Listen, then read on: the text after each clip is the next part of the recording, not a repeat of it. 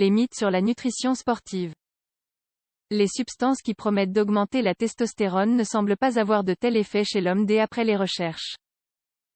Connaissez-vous d'autres mythes sur la nutrition sportive? Nous les détaillons ici. La nutrition sportive est entourée de nombreux mythes.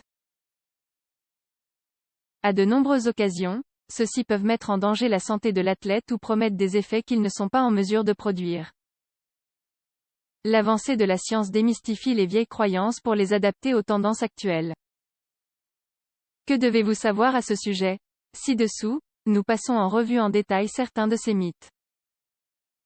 Les mythes courants sur la nutrition sportive. La nutrition sportive a toujours été entourée de mythes. Ces dernières années, de nombreux chercheurs se sont penchés sur ces mythes. Aujourd'hui, nous savons plus précisément quelles sont ces fausses croyances. La charge en glucides. Effectuer une charge en glucides peut être intéressant dans de nombreux sports. Cependant, jusqu'à il y a quelques années, la façon de le faire n'était pas la plus appropriée. La façon traditionnelle d'effectuer une charge ou une surcharge de glycogène était de produire un appauvrissement complet des dépôts en cas de surabsorption ultérieure de ce nutriment. Les études actuelles indiquent que cette méthode est erronée.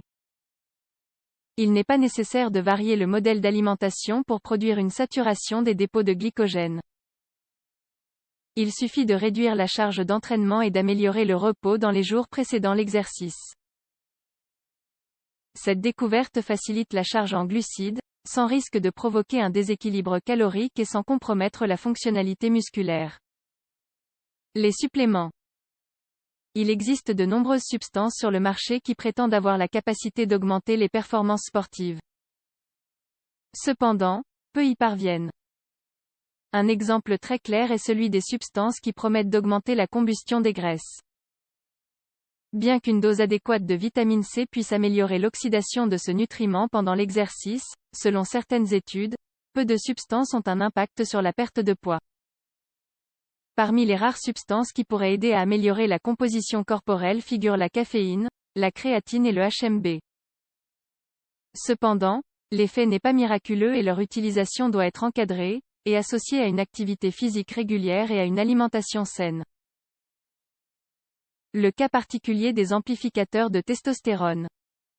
L'un des plus grands mythes en matière de nutrition sportive est l'utilisation de substances naturelles qui peuvent augmenter les niveaux de testostérone. Le gingembre, le Tribulus terrestris, l'acide aspartique, etc. sont tous des substances qui promettent d'augmenter naturellement les niveaux de cette hormone, améliorant ainsi les performances et la fonction musculaire. La réalité est qu'aucune étude chez l'homme ne prouve ce fait.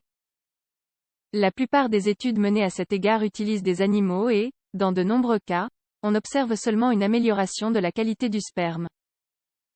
Chez l'homme, tous les essais qui ont été menés ont conclu qu'il peut s'agir de substances dont l'apport améliore le désir sexuel dans des circonstances de faible niveau de testostérone.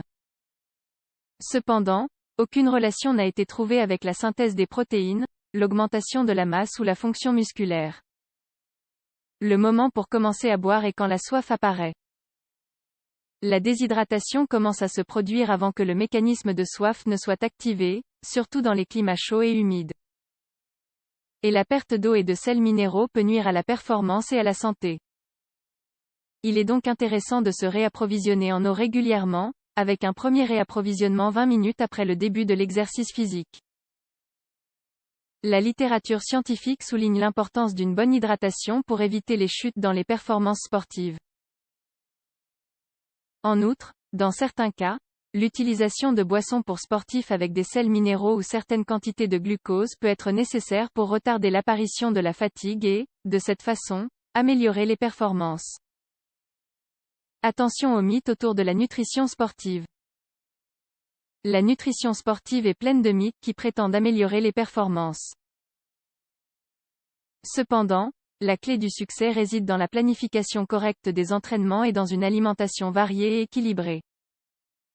Réduire la consommation de produits transformés et augmenter la consommation de fruits et légumes, ainsi qu'un bon repos et une hydratation correcte, permettront de maintenir une bonne performance. Ne vous laissez pas avoir par le marketing qui incite à une surconsommation de suppléments qui, en réalité, n'ont aucun effet approuvé par la communauté scientifique.